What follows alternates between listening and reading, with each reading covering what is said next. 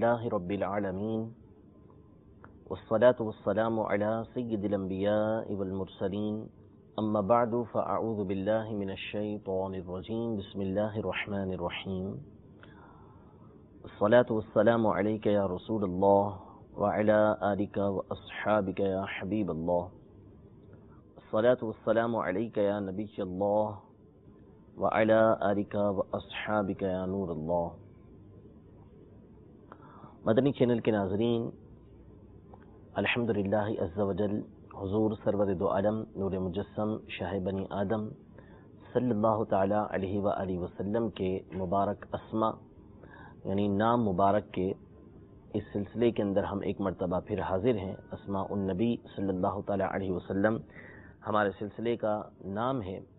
اور اس سلسلے کے اندر اللہ کے فضل و احسان سے ہم حضور سرور دو عالم نور مجسم صلی اللہ تعالی علیہ وآلہ وسلم کے ذات گرامی کے جو اسماء، جو نام اللہ تبارک و تعالی نے بیان فرمائے ہیں، احادیث طیبہ میں جو ذکر کیے گئے ہیں، علماء نے حضور علیہ الصلوۃ والسلام کے فضائل و کمالات کو سامنے رکھتے ہوئے جو نام بیان کیے ہیں، الحمدللہ اس سلسلے کے اندر ہم ان ناموں کو سنتے ہیں۔ اپنے پچھلے کئی سلسلوں کے اندر ہم حضور سرور دو عالم صلی اللہ تعالی علیہ وسلم کے بہت سے نام سن چکے ہیں۔ انشاءاللہ عز و جل آج بھی کچھ نام آپ علیہ الصلوۃ والسلام کی ذات گرامی کے اپنے سلسلے کے اندر شامل کریں گے۔ توجہ کے ساتھ سماعت فرمائیے گا، اور ممکن ہو تو نوٹ کیجئے گا، یاد رکھنے کی کوشش کیجئے گا۔ انشاءاللہ تبارک و تعالی نام مبارک بھی سنیں گے، اور نام مبارک کے ضمن میں علماء نے جو اپنی کتابوں کے اندر حضور علیہ الصلوۃ والسلام کے ان ناموں کی تشریح کرتے ہوئے، شرح کرتے ہوئے جو آپ علیہ الصلوۃ والسلام کے فضائل و کمالات بیان کیے ہیں، ان کو بھی سننے کی کوشش کریں گے۔ لہذا اسی نیت کے ساتھ کہ اپنے آقا و مولا صلی اللہ تعالی علیہ وآلہ وسلم کے نام سن رہے ہیں، آپ کے فضائل و کمالات سن رہے ہیں، یقیناً یہ ایک مسلمان کے لیے باعث رحمت ہے، باعث سعادت ہے کہ وہ اپنے آقا و مولا صلی اللہ تعالی علیہ وسلم کا ذکر خیر کرے، ذکر خیر سنے۔ تو اسی نیت کے ساتھ اس سلسلے کو سماعت کیجئے،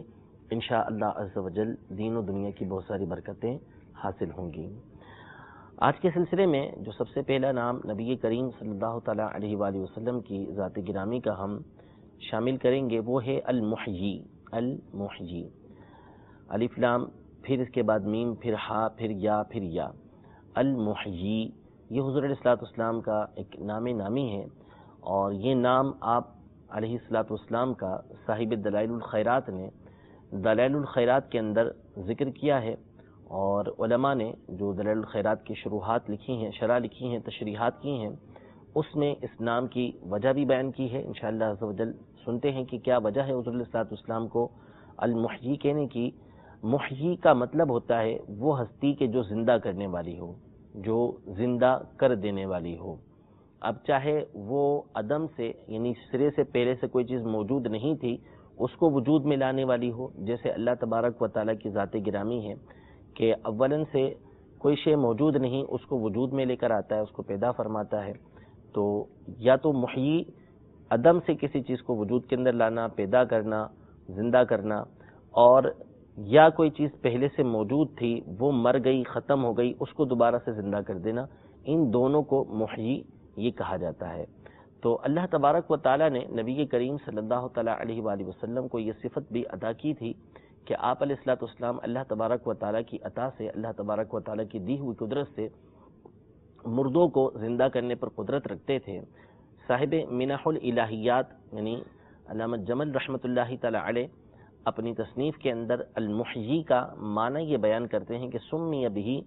صلی اللہ تعالیٰ علیہ وسلم لأنہ یحیی حیاتا حسیتا و حیاتا معنویتا، یعنی آپ علیہ الصلوۃ والسلام کو محیی اس لیے کہا جاتا ہے کہ آپ علیہ الصلوۃ والسلام نے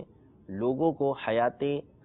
حسی بھی عطا کی اور حیات معنوی بھی عطا کی۔ حیات حسی سے مراد یہ ہے کہ حقیقتاً کوئی شے مردہ تھی اور حضور علیہ الصلوۃ والسلام نے اس کو زندہ کر دیا، یا کوئی چیز حقیقتاً تو مردہ نہیں تھی لیکن وہ مردے کی طرح تھی، تو حضور علیہ الصلوۃ والسلام نے گویا کہ اس کے اندر زندگی کو ڈال دیا۔ حیات حسی یعنی حقیقتاً نبی کریم صلی اللہ تعالیٰ علیہ وسلم نے مر جانے والے افراد کو زندہ کیا، تو ایسے کئی واقعات جو ہے وہ احادیث کی کتب کے اندر موجود ہیں۔ سب سے پہلی بات جو اس ضمن میں ہم ذکر کریں گے کہ حضور علیہ الصلوۃ والسلام نے کس طریقے سے مردوں کو زندہ کیا، یعنی اس دنیا سے رخصت ہو جانے والوں کو، مر جانے والوں کو اللہ تبارک و تعالیٰ کے حبیب صلی اللہ تعالیٰ علیہ وسلم نے اللہ کی دی ہوئی قدرت سے کس طرح زندہ کیا، اس میں علماء نے نبی کریم صلی اللہ تعالیٰ علیہ وآلہ وسلم کے والدین کریمین کا تذکرہ کیا ہے۔ آپ علیہ الصلوۃ والسلام کے والدین کریمین یعنی سیدنا عبداللہ رضی اللہ تعالیٰ عنہ اور سیدتنا آمینہ رضی اللہ تعالیٰ عنہ،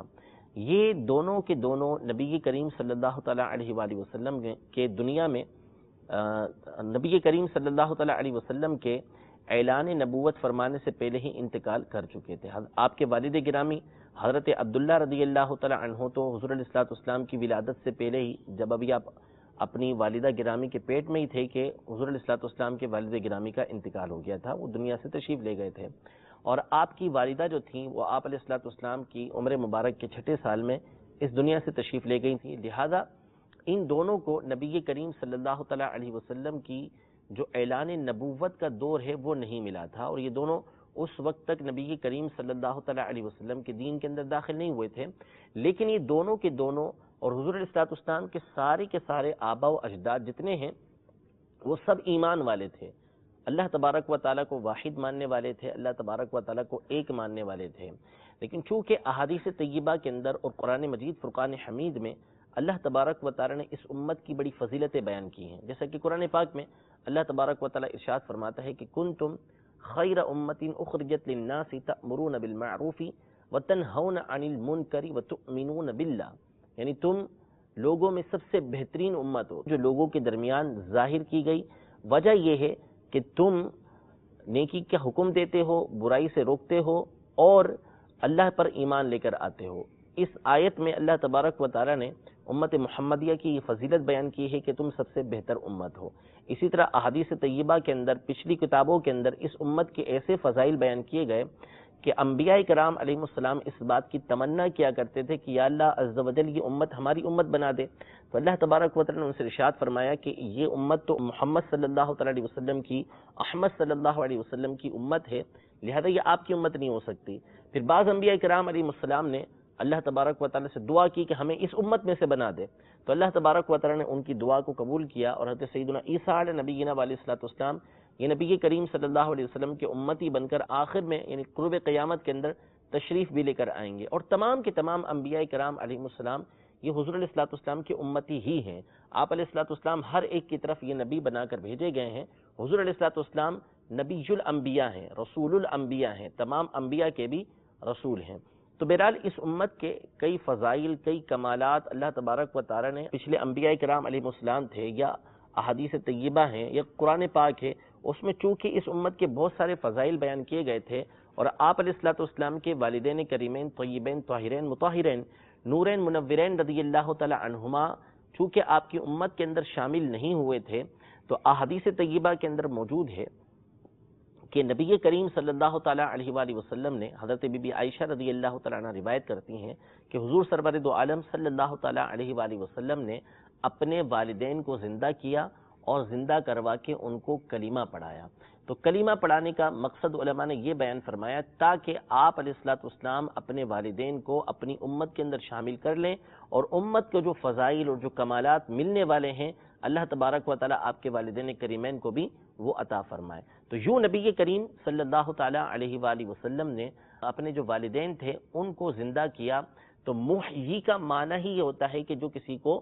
زندہ کرنے والا ہو۔ انشاءاللہ آگے مزید اس حوالے سے ہم دلائل کو ذکر کر رہے ہیں۔ ایک اور واقعہ علامہ فاسی رحمۃ اللہ تعالیٰ علیہ نے مطالع المسرات کے اندر یہ نقل کیا ہے کہ نبی کریم صلی اللہ تعالیٰ علیہ وسلم نے ایک شخص کو دین اسلام کی دعوت دی، توحید کی طرف بلایا، اللہ تبارک و تعالیٰ کی عبادت کی طرف بلایا۔ تو اس کی بیٹی کا انتقال ہوا تھا، تو اس نے کہا کہ میں اسلام اس وقت قبول کروں گا جب آپ میری بیٹی کو زندہ فرما دیں۔ تو نبی کریم صلی اللہ تعالیٰ علیہ وآلہ وسلم نے اللہ تبارک و تعالیٰ کے اذن سے اس کی بیٹی کو زندہ کیا، تو انہوں نے اسلام کو قبول کر لیا۔ یہ بات مطالع المسرات کے اندر علامہ فاسی رحمۃ اللہ تعالیٰ علیہ نے نقل فرمائی ہے۔ اسی طرح دیگر چیزوں کو زندہ کرنا یہ بھی نبی کریم صلی اللہ تعالیٰ علیہ وسلم سے ثابت ہے۔ الخصائص الکبریٰ کے اندر علامہ جلال الدین سیوطی شافعی رحمۃ اللہ تعالی علیہ نے کئی واقعات سے نقل کیے ہیں کہ جس میں نبی کریم صلی اللہ علیہ وسلم نے کئی جانوروں کو زندہ کیا۔ حضرت جابر رضی اللہ تعالی عنہ کا واقعہ مشہور ہے کہ آپ نے نبی کریم صلی اللہ تعالی علیہ وآلہ وسلم کی اور آپ کے چند اصحاب کی دعوت کی،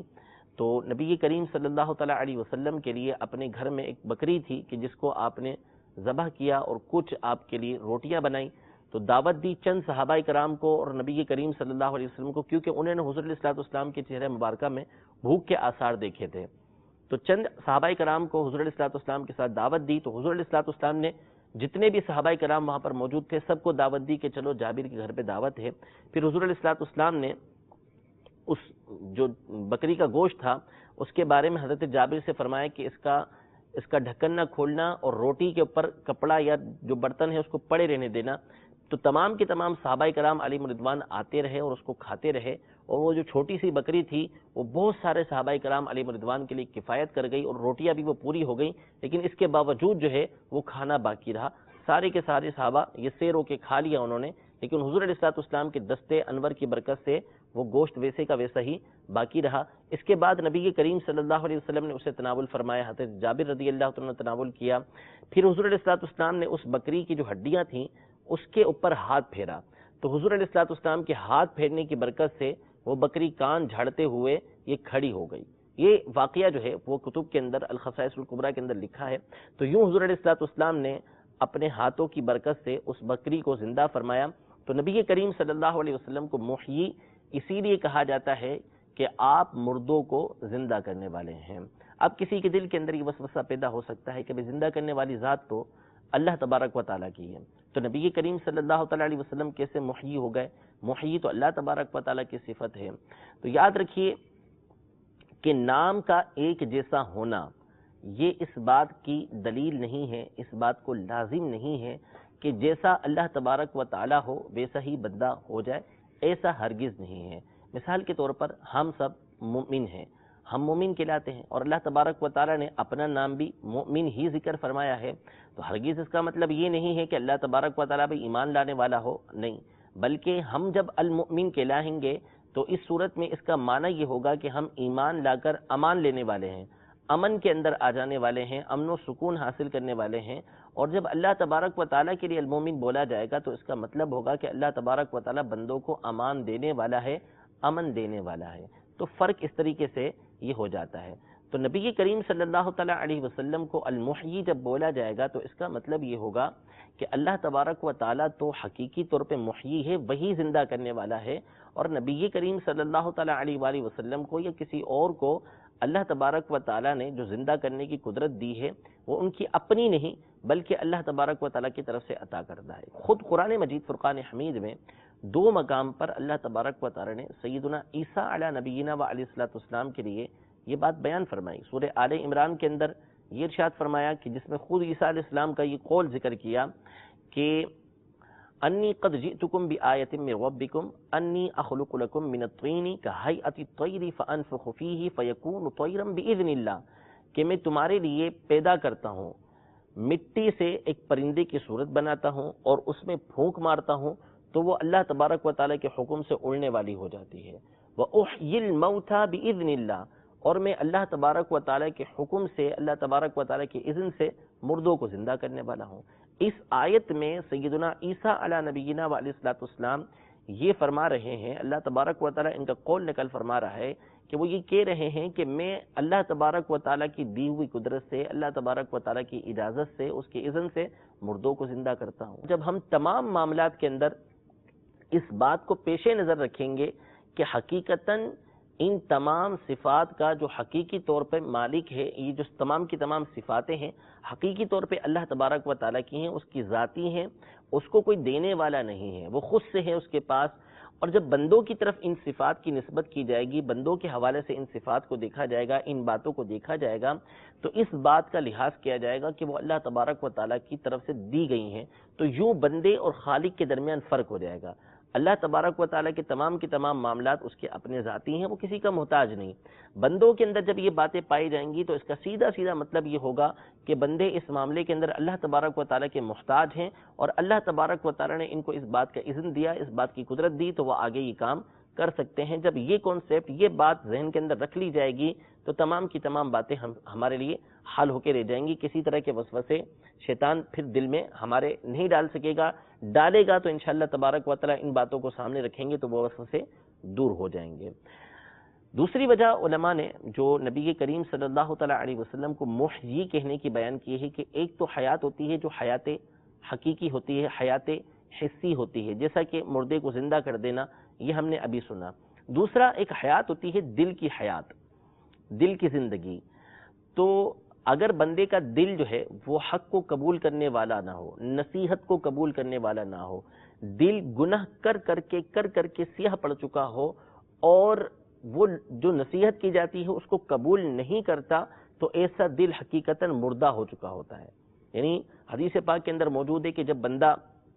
گناہ کرتا ہے تو اس کے دل پر ایک سیاہ نقطہ لگا دیا جاتا ہے، اگر وہ توبہ کر لے تو وہ سیاہ نقطہ مٹا دیا جاتا ہے، اگر وہ توبہ نہ کرے پھر گناہ کرے تو اللہ تبارک و تعالیٰ کی طرف سے ایک اور نقطہ لگا دیا جاتا ہے، پھر گناہ کرتا ہے پھر نقطہ لگا دیا جاتا ہے، یہاں تک کہ وہ سارے کے سارا اس کا دل جو ہے وہ سیاہ پڑ جاتا ہے۔ اب جب اس کو نصیحت کی جاتی ہے تو وہ نصیحت کو قبول نہیں کرتا۔ ایسے دل جو ہوتے ہیں یہ مردہ دل کہلاتے ہیں کہ ان کے دل مردہ ہو چکے ہیں۔ اب وہ چاہے زندہ دل کہلاتے ہوں، کیسے ہی کہلاتے ہوں، کہکے لگاتے ہوں، دیگر معاملات کرتے ہوں، لیکن جب وہ اللہ تبارک و تعالیٰ کی طرف سے آئی ہوئی نصیحت کو قبول نہیں کرتے، اللہ تبارک و تعالیٰ کی عبادت نہیں کرتے، نبی کریم صلی اللہ تعالیٰ علیہ وآلہ وسلم کی اطاعت و فرما برداری نہیں کرتے، تو حقیقتاً ایسوں کے دل مردہ ہیں، ان کے دل زندہ نہیں ہیں۔ تو نبی کریم صلی اللہ تعالیٰ علیہ وآلہ وسلم کی ذات گرامی وہ ہے کہ جن کی وجہ سے اللہ تبارک و تعالیٰ نے مردہ دلوں کو زندہ فرمایا۔ علامہ فاسی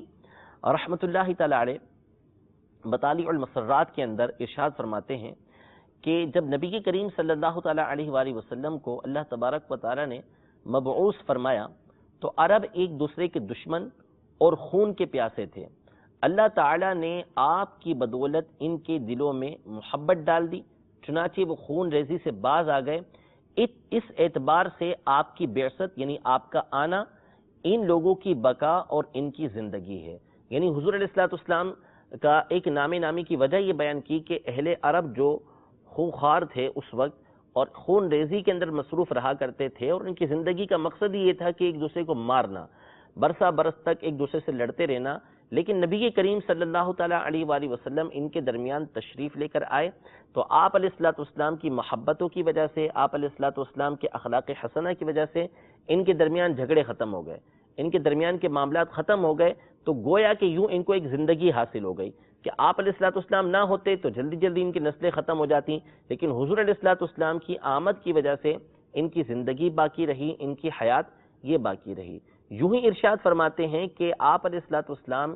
کی وجہ سے جو لوگ کفر و شرک کے اندر مبتلا تھے، جو گناہوں کے اندر مبتلا تھے، اللہ تبارک و تعالی نے نبی کریم صلی اللہ تعالیٰ علیہ وآلہ وسلم کی ذات گرامی کی وجہ سے، آپ علیہ الصلوۃ والسلام کی تبلیغ دین کی وجہ سے ان کے دلوں کو زندہ فرما دیا، ان کے دلوں کے اندر ایک ایمان کی حیات کو ڈال دیا۔ تو اس لیے نبی کریم صلی اللہ تعالیٰ علیہ وآلہ وسلم کی ذات گرامی کو محیی کہا جاتا ہے۔ یوں ہی آگے چلیں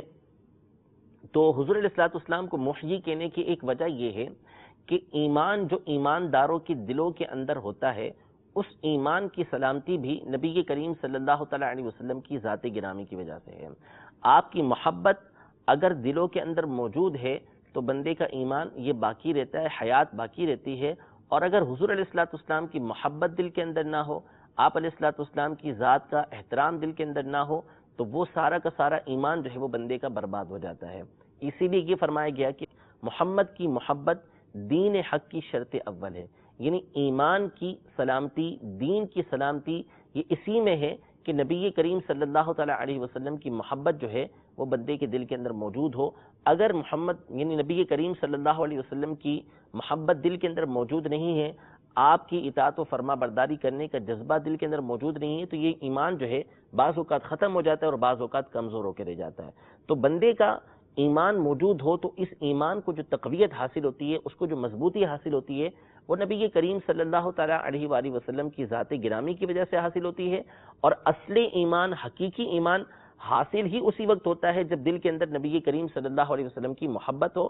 اگر حضور علیہ الصلوۃ والسلام کی محبت نہیں ہے تو اس صورت میں ایمان ختم ہو جاتا ہے۔ تو آپ کی محبت یہ ایمان کو زندہ کرنے والی ہے، اس لیے نبی کریم صلی اللہ تعالیٰ علیہ وآلہ وسلم کی ذات گرامی کو محیی کہا جاتا ہے، یعنی وہ ہستی کہ جو ایمان والوں کے ایمان کو زندہ رکھے۔ اسی طرح قیامت کے دن نبی کریم صلی اللہ تعالیٰ علیہ وسلم کی ذات گرامی کی وجہ سے اہل جنت کو جنت کے اندر داخلہ ملے گا۔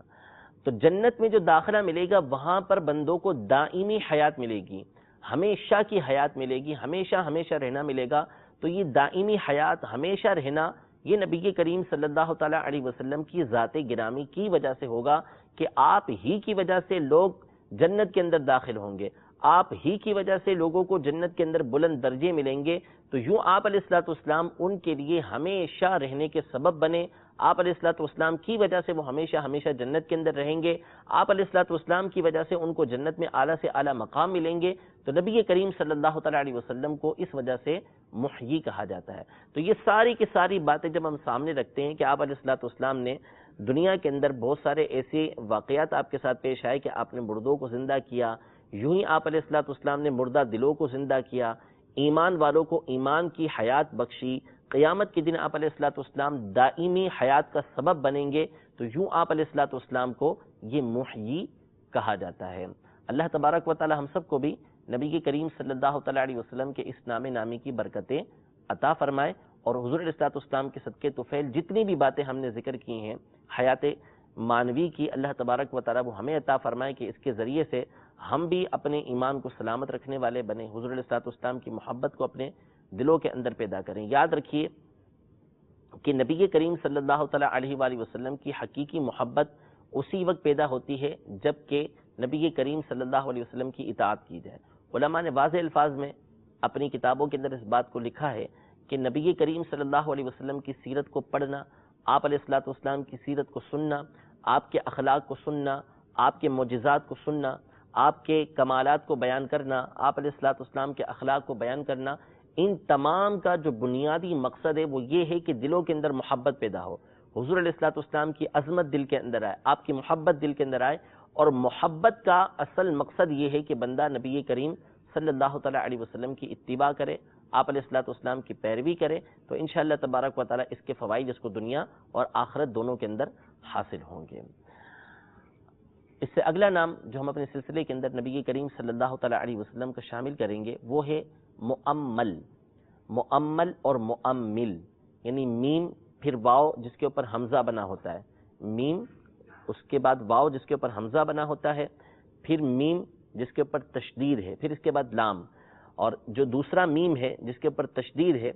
اس میں میم کے نیچے زیر بھی پڑھا جا سکتا ہے اور میم کے اوپر زبر بھی پڑھا جاتا ہے۔ مؤمل اور مؤمل، یہ نبی کریم صلی اللہ تعالیٰ علیہ وسلم کا ایک نام علماء نے ذکر کیا ہے۔ یہ علامہ قسطلانی رحمۃ اللہ تعالیٰ علیہ نے اپنی تصنیف المواہب اللدنیہ کے اندر اس کو ذکر کیا ہے، یوں ہی صاحب دلائل الخیرات نے اپنی تصنیف دلائل الخیرات کے اندر اس کو نقل کیا ہے۔ مؤمل، اس کا معنی علماء نے یہ بیان کیا کہ مؤمل اس کا مطلب ہے المرجو خیرہ، یعنی وہ ہستی کہ جس کی خیر کی امید رکھی جائے، جس کی خیر کی امید کی جائے، ایسی ہستی کو مؤمل کہتے ہیں۔ تو چونکہ نبی کریم صلی اللہ تعالیٰ علیہ وآلہ وسلم ہر معاملے کے اندر مسلمانوں کے لیے امید کی جگہ ہیں، امید والی ہستی ہیں، چاہے وہ دین کی تعلیم ہو، چاہے دنیاوی اعتبار سے نصرت و امداد ہو، اصلاح حال ہو، بندے کو اپنی اصلاح کرنی ہے، یا آخرت کا معاملہ ہو، ہر معاملے کے اندر خاص طور پہ صحابہ کرام علیہم رضوان اور عمومی طور پہ تمام کی تمام کے لیے جو ہے وہ امید کے مرکز یہ نبی کریم صلی اللہ تعالیٰ علیہ وسلم کی ذات گرامی تھی، اس لیے آپ علیہ الصلوۃ والسلام کی ذات کو مؤمل کہا جاتا ہے، یعنی امید کی مرکز تھی بھی اور ہے بھی، اس لیے حضور علیہ الصلوۃ والسلام کی ذات گرامی کو مؤمل کہا جاتا ہے۔ یوں ہی علامہ فاسی رحمۃ اللہ تعالیٰ علیہ مزید ارشاد فرماتے ہیں کہ ہر خیر و برکت کی امید آپ علیہ الصلوۃ والسلام ہی ہیں، اور ہر خیر و برکت کی امید آپ علیہ الصلوۃ والسلام کے واسطے ہی سے ہوتی ہے، اور آپ علیہ الصلوۃ والسلام کے عظیم وسیلے کے ذریعے ہی بلند مرتبوں کے حاصل کرنے کی امید کی جا سکتی ہے، اس لیے آپ علیہ الصلوۃ والسلام کو مؤمل کہا جاتا ہے۔ یعنی حاصل کلام یہ ہے کہ دنیا کی کوئی نعمت ہو، آخرت کی کوئی نعمت ہو کہ جس کے ذریعے سے بندہ اپنی دنیا بھی سنوار سکے اور آخرت کے اندر بھی اللہ تبارک و تعالیٰ کو راضی کر سکے، ایسی نعمت کے ملنے کی جو امید ہے وہ نبی کریم صلی اللہ تعالیٰ علیہ وسلم کی ذات گرامی ہی ہے کہ جس کے ذریعے سے یہ چیز حاصل ہوگی، تو اس لیے نبی کریم صلی اللہ علیہ وسلم کو مؤمل کہا جاتا تھا۔ اور آپ کو مؤمل کہنے کی وجہ، تو مؤمل اس ہستی کو کہتے ہیں کہ جو امید رکھنے والا ہو، جو امید رکھنے والی ہستی ہو، ایسی ہستی کو مؤمل کہا جاتا ہے۔ تو چونکہ نبی کریم صلی اللہ تعالیٰ علیہ وسلم ہمہ وقت اپنے رب عز و جل کے رحم کی، اپنے رب عز و جل کی رحمت کی، اس کے فضل کی امید رکھا کرتے تھے، یوں ہی آپ علیہ الصلوۃ والسلام اپنی امت کے لیے اللہ تبارک و تعالیٰ کی بارگاہ سے بخشش کی، اللہ تبارک و تعالیٰ سے رحمت کی امید رکھا کرتے تھے، اس لیے آپ علیہ الصلوۃ والسلام کی ذات گرامی کو مؤمل یہ کہا جاتا ہے۔